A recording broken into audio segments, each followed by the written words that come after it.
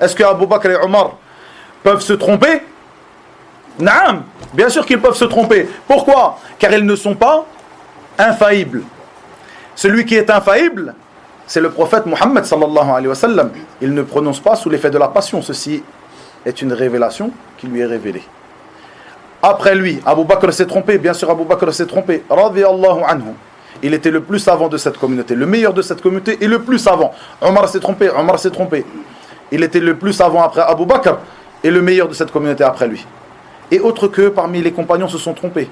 Ceci est une chose qu'une personne ne sera pas réellement sur la voie des gens de la sunna du moment qu'il ne trouvera pas en lui-même qu'il n'est pas dérangé par cette parole. Un tel s'est trompé. Si on est prêt à dire que c'est les compagnons, les meilleurs des hommes, après les prophètes et messagers, les compagnons du prophète sallallahu alayhi wa sallam, radiyallahu anhum ajma'in, se sont trompés, on ne trouve pas de problème à dire cela, mais on trouve un problème en disant l'imam Ahmed s'est trompé, l'imam Malik s'est trompé, et Cheikh un tel parmi les savants de notre époque se sont trompés, et on trouve quelque chose en nous-mêmes, ça bouillonne, on a du mal à accepter cela.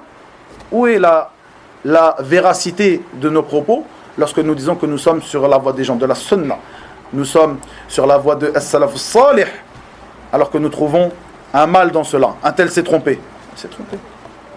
Celui qui est infaillible, c'est le prophète Muhammad ibn Abdillah sallallahu alayhi wa sallam.